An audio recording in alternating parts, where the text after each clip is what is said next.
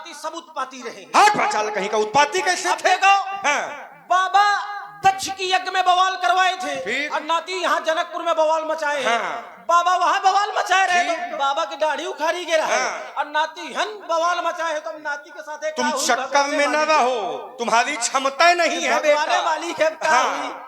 तो वहां पर सभी को दंड नहीं दिया गया। दूसरी बात नारद जी की है। कहे नारद जी माया के वशीभूत थे। माया विवश भाए मुनि मूढ़ा और समझी नहीं हरि गिरा निगूढ़ा। माया विवश कहे नारद जी माया के वशीभूत थे। चलो ठीक है, नारद जी माया के वशीभूत थे। नारद जी ने भगवान से रूप मांगा सुंदर, और भगवान ने क्या बना दिया? अच्छा, बंदरे कहे बनाया है? चाहते तो कुछ और बना देते, चाहते तो हाथी बना देते, चाहते तो ऊंट बना देते, चाहते तो सिंह बना देते। अब बंदर का रूप दे दिया। और ईमानदारी से बताइए, प्रातः काल कोई बंदर का नाम लेता है? प्रातः काल कोई वानर का नाम नहीं लेता, क्योंकि कहा भी गया है प्रात ले जो नाम हमारा ते ही दिन ताही न मिलय आहारा। चाहते तो कुछ और बना देते, लेकिन बंदर बना करके। बंदर क्यों बनाया थोड़ी ये भी बताते चलो। अच्छा बताएंगे। हाँ, बताते चलो। बंदर बनाया तो बनाया क्यों? नहीं, बंदर बना करके उपहास करवाया। तो नारद जी की हंसी करवाई। ये बताओ हाँ। कि बंदरे बना के उपहास कराया। हाँ। और कुछ बनाने में उपहास ना होता का? बंदर में ज्यादा उपहास हुआ। कैसे? हाँ। क्योंकि बंदर जो होता है कपि चंचल सब ही विधि हीना। जो बंदर होता है उसका भैया मुख देखा है? और सुबह सुबह नाम ले लो तो भोजन की व्यवस्था नहीं ऐसा है। नहीं है। फिर कैसा है? एक क्षण। हाँ। आप कहते हैं कि जो भी सुबह सुबह नाम ले लेता है उसको भोजन नहीं मिलता। और देखिए, एक ऐसे महान व्यक्तित्व तो हैं भी व्यासी महाराज जी। व्यासी महाराज प्रभु हमारी तरफ ध्यान दो थोड़ी से। एक ऐसे महान व्यक्तित्व हैं जो कहते हैं एक भक्त से कि प्रात ले जो नाम हमारा तेहि दिन ताई न मिले आहारा। एक ऐसे व्यक्ति हैं, लेकिन मैं कहता हूं कि जो भी उनका नाम ले लेता है प्रातः काल उठ के, क्योंकि मेरे सरकार राम जी के सबसे दुलारे वही हैं जो प्रातः काल उठ करके श्री हनुमान जी का नाम ले लेता है, उसका दिन बन जाता है। बात हनुमान जी की नहीं, बात रुको। ये जो प्रात ले जो नाम हमारा तेहि दिन ताहि न मिलई आहारा, ये कौन कह रहा है? इसके पहले की पढ़ो। ये कौन कह रहा इसके है? पहले की पढ़ो। कपि चंचल सब ही विधि। ये कौन कह रहा है? हनुमान जी कह रहे हैं। रुक जाओ, रुको। रुक गए। बोले हनुमान जी कह रहे हैं। तो हनुमान जी तो ये भी कह रहे हैं। क्या कह रहे हैं? एक मंद में मोह बस। देखिए, ये एक भक्त अपने भगवान से छोटा बन करके कह रहे हैं, छोटे से छोटा। ये बात अब इनको कौन समझाए? तुम ना समझाओ। अब ऐसा करो व्यास जी, इनका हमारे साथ भेजो तो इन्हें हम कुछ दिन में पक्का करेंगे। तुम हमको पक्का करोगे? हाँ। वाह। उसके लिए श्री लगानी पड़ेगी। हमारे बाबा ने इनको खुद पक्का किया है और ये हमको पक्का करेंगे। आयुध सर्व समर्पित कर हमारे बाबा ने इनको पक्का किया और ये हमको पक्का करेंगे। सुन लिया करो, थोड़ी सुना करो बातें, क्योंकि बहुत हो जाती हैं। और श्री शिव प्रसाद जी कीर्तनकार ग्राम चंदौरा 21 पुष्प मुद्राएं आपकी ओर से भगवान परशुराम जी लक्ष्मण जी के चरणों में। श्री शिव प्रसाद जी को धन्यवाद। देखिए, वही हनुमान जी महाराज कहते हैं कि एक मंदमय मोह बस, एक मंदमय मोह बस कुटिल हृदय अज्ञान। वो कहते हैं कि मैं अज्ञानी हूं, तो इनके जैसा व्यक्ति हो तो वह सही में कह दे कि अज्ञानी है ना। लेकिन ना, आचार्य कहते हैं कि ज्ञानी नामाग्रगण्यम, ज्ञानियों में भी अग्रगण्य है। तो ये एक भक्त की भावना होती है कि वो अपने को छोटा बना देता है। जैसे कितना छोटा? एक क्षण। जैसे धनुष तोड़ने वाला आपसे कहता है कि जिसने धनुष तोड़ा है वो आपका दास है, आपका सेवक है, तो क्या वो वास्तव में दास है? मेरा मानना तो ऐसा है, कैसा है? वो संसार का स्वामी है जो कहता है कि आपका दास। लेकिन वो मेरा दास है। अगर वो ब्रह्म भी होगा फिर भी मेरा दास होगा। एक क्षण, आप पहले पूरी बात को सुना तो करिए। नहीं, इसमें पूरा कर ले, क्योंकि ब्रह्म कहता है विप्रा नाम दासोस में हम, वो ब्रह्म कहता है मैं ब्राह्मणों का दास हूँ। धनुष तोड़ने वाला ब्रह्म भी हुआ लेकिन फिर भी वो हमारा दास है। हाँ, परमात्मा तो ये भी कहता है कि अहम भक्त पराधीनो, ठीक। मैं अपने भक्तों के अधीन हूं। तो क्या भक्त ये मान ले कि परमात्मा हमारे अधीन है? भाई भगवान कहता है कि मैं अपने भक्तों का दास हूं, तो क्या भक्त ये मानेंगे कि भगवान हमारा दास है? ना, भक्तों को तो यही मानना है कि मेरे स्वामी हैं। श्री मानसकार कहते हैं कि सो सेवक सचराचर रूप स्वामी भगवंत, इस संसार में वही मेरा अनन्य भक्त है जिसके मन में ऐसी बुद्धि हो जाए कि मेरे सरकार पूरे संसार के स्वामी हैं। तो ये तो भक्त और भगवान का प्रेम होता है। जाओ जाके कहीं भजन करो, एक हमारी इसमें ले लो, इच्छा मांगो। ये संसार किसके वशीभूत है? परमात्मा के। दैवाहीनम जगत सर्वम, दैवा माने ये देवता, देवता। हाँ, आपने कहा कि संसार किसके वशीभूत है? देवताओं के वशीभूत। परमात्मा। अब बात का बदला करो। अच्छा, परमात्मा चलो की। ठीक है, परमात्मा फिर के कहा वशीभूत। देवता के। हाँ। तो ये देवता के बस में है कि परमात्मा के बस में है? पहले ये बताओ। देखो, अभिष्ट कामनाओं के लिए जब किसी की तपस्या की जाती है तो अभिष्ट कार्यों को देने वाले देवता है। जैसे स्वरूप चाहिए, इंद्र की उपासना करनी पड़ेगी। तेज चाहिए, अग्नि की उपासना करना पड़ेगा। नेत्र ज्योति चाहिए, सूर्य की उपासना करना पड़ेगा। तो दैवाधीनम जगत सर्वम, देवताओं के अधीन सारा संसार है। लेकिन मंत्राधीनम च देवता, वही देवता मंत्र के अधीन है। ते मंत्रा ब्राह्मणाधीनम, वही मंत्र ब्राह्मण के अधीन है। तस्माद ब्राह्मण देवता, इसलिए ब्राह्मण संसार में पूजनीय देखो है। आपकी इस बात को मैं अपनी एक अर्धाली से काटे देता हूँ, ध्यान दीजिएगा। आपने कहा कि देवाधीनम जगत सर्वम, ये सारा संसार देवताओं के अधीन है। लेकिन मैं कहता हूं ना, परमात्मा कहते हैं, व्यास जी महाराज परमात्मा कहते हैं, ध्यान दीजिएगा, परशुराम जी कहते हैं कि ये संसार देवताओं के अधीन है। लेकिन मैं कहता हूं कि ऐसा नहीं है। परमात्मा स्वयं कहते हैं, बोले अखिले विश्व यह मोर उपाया, अखिल विश्व यह मोर उपाया, सब पर मोर बराबर दाया। परमात्मा स्वयं कहते हैं कि ये सब मेरा है, ये सब मैंने बनाया है। सब मम प्रिय, सब मम उपजाए। किसके? देवतन के कि परमात्मा के? सब मम प्रिय, सब मम उपजाए, पर सब ते अधिक मनुज मोहि। ऐसा उत्तर करो। यहाँ भी भेद है। तीन माँ तुझ महा श्रुतिधारी, तीन महा निगम नेति अनुहारी। परमात्मा को सभी प्रिय है, सभी उत्पन्न है, लेकिन उसमें भी ब्राह्मण प्रिय है। ब्राह्मण में वेद पाठी ब्राह्मण, और सबसे प्रिय परमात्मा को दास प्रिय है। तो अंतर नहीं हो गया। अगर परमात्मा को सभी प्रिय हैं तो देवताओं को बचाते हैं, दैत्यों को मार देते हैं, ऐसा क्यों?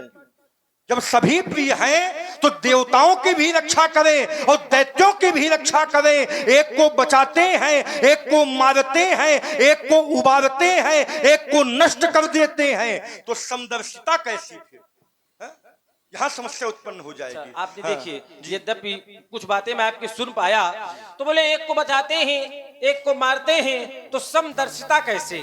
आप शायद समदर्शन और समवर्तन नहीं जानते हैं। इसलिए कहता हूं कि आपको भी हमसे कुछ लेने की आवश्यकता है। चलो, परमात्मा समदर्शी तो है, परमात्मा समदर्शी तो है। समदर्शी माने सबको एक समान देखते हैं, ठीक, सबको एक समान देखते हैं, लेकिन समवर्ती नहीं है।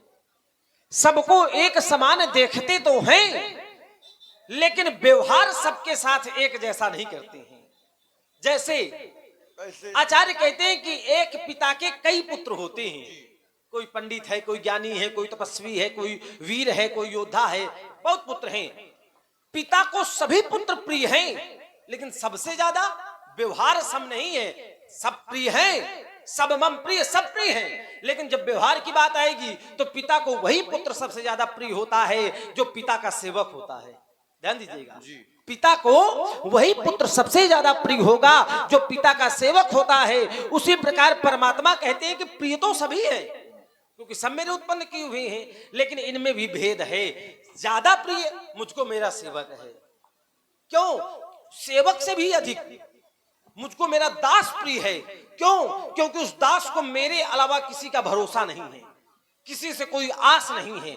इसलिए परमात्मा दर्शन तो सम करते हैं, लेकिन वर्तन नहीं सम करते हैं। सम दर्शन माने सबको एक बराबर देखना, और सम वर्तन माने एक बराबर व्यवहार करना। तो एक बराबर देखा तो जा सकता है, लेकिन एक बराबर व्यवहार नहीं किया जा सकता। जैसे कैसे? आपने कहा कि सहस बाहु समसो रिप मोरा। ध्यान दीजिएगा, आप की बात थी, धनुष तोड़ने वाला आपका सहस्त्र बाहु के समान वैरी है, ऐसा कहा तो जा सकता है, ऐसा देखा तो जा सकता है, लेकिन जब व्यवहार करने का समय आएगा तो क्या जो व्यवहार आपने सहस्त्र बाहु के साथ किया था, क्या वही व्यवहार आप धनुष तोड़ने वाले के साथ में करेंगे?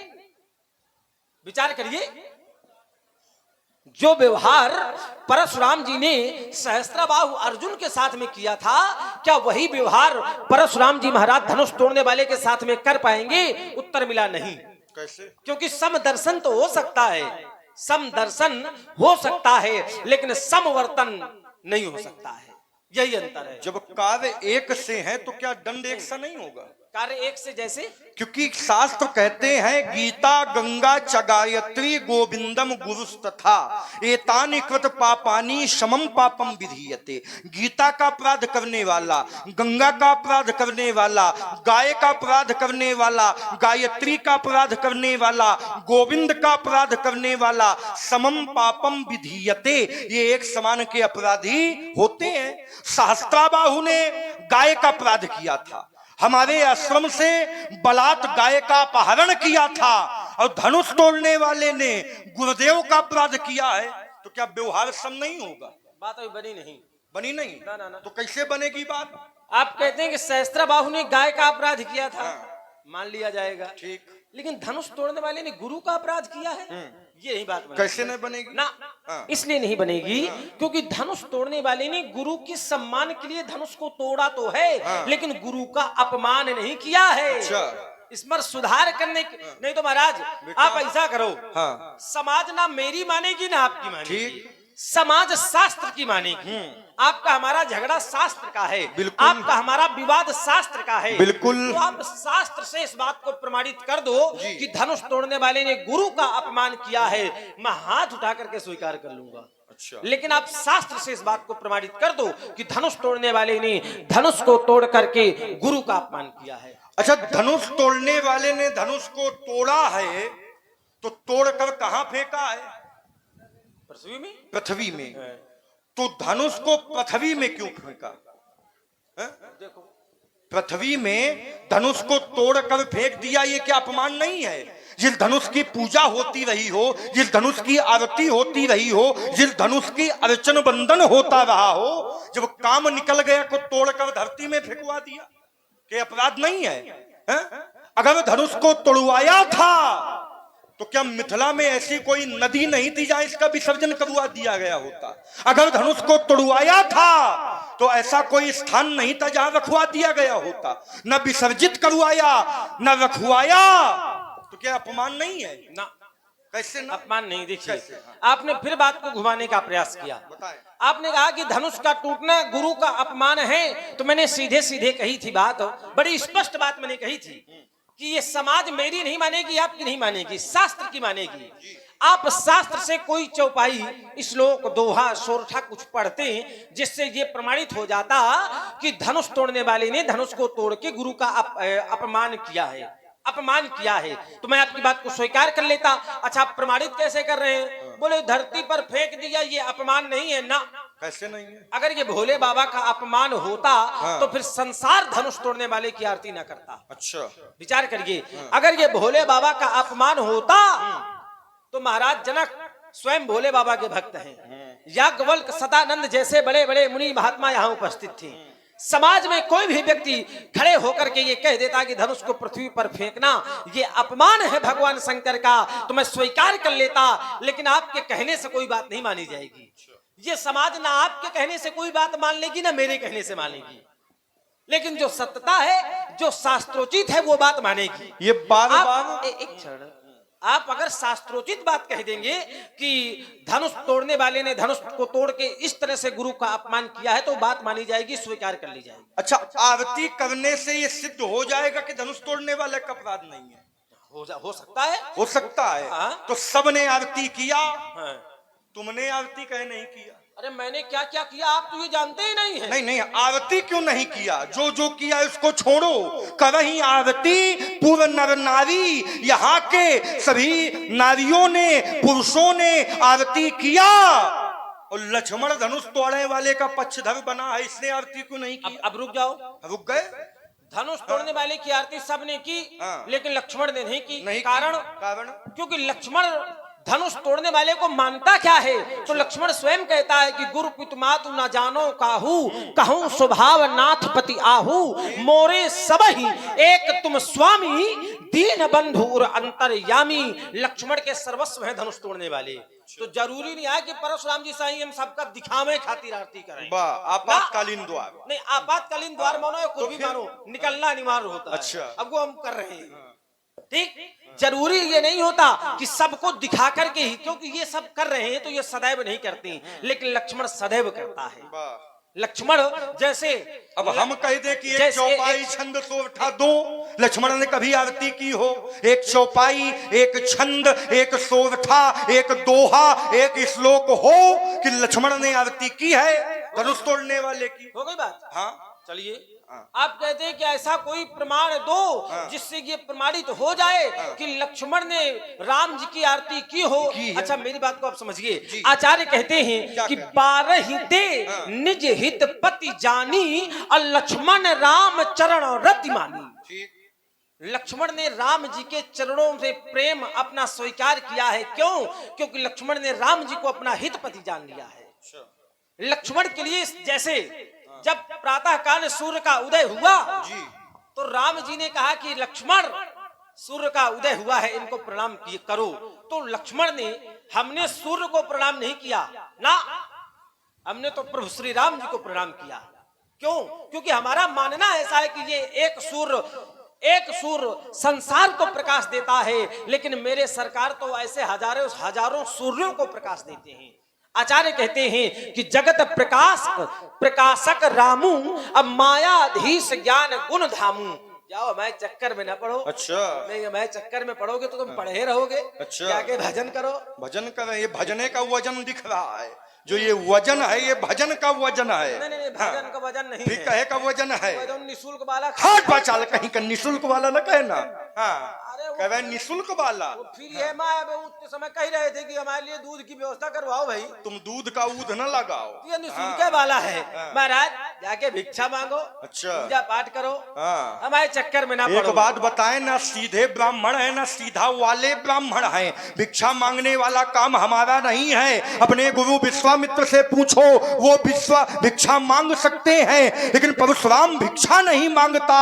परशुराम दान देता है, लेकिन दान देता है। हाँ। महाराज एक बात आप मेरी समझिए। क्या समझे? अनुकूल मेरे गर रहोगे। हाँ। इसको बढ़ाओ थोड़ी। अनुकूल मेरे गर रहोगे तो शायद तुम्हें हम छोड़ देंगे। हाँ हाँ।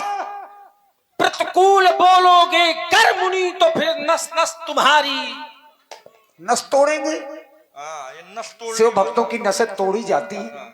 अच्छा, ये नशे तोड़ने वाला विभाग कौन से विभाग का है? कौन से? नागा संप्रदाय से है। और नागा संप्रदाय में कौन है? ये है कि हम हैं? आप हैं। तो नस कौन तोड़ेगा व्यास जी? नहीं, तोड़ तो आप भी सकते हैं, लेकिन विश्वामित्र ये लगता है सिखाए दिया है। आप समझे नहीं। नागा संप्रदाय में जो तोड़ी जाती है वो सिर्फ एक। अच्छा। और मैं कह रहा हूँ कि मैं नस नस तुम्हारी तोड़ दूंगा। यानी ये कौन बची है? भाग जाओगे। जब हम धनुष संभालेंगे, करोगे धनुष कर सर उठा लेंगे। मुनि रघुवंश अखड़ हैं, नहीं तब सकते। चंद्र तन लज्जा विषम विस्काल खा लेंगे। क्या हो गया, अकड़ते ही क्यों जाते हो, जगत के वीर सिंहों को मुनि फरसा दिखाते हो। सहस्त्र बाहु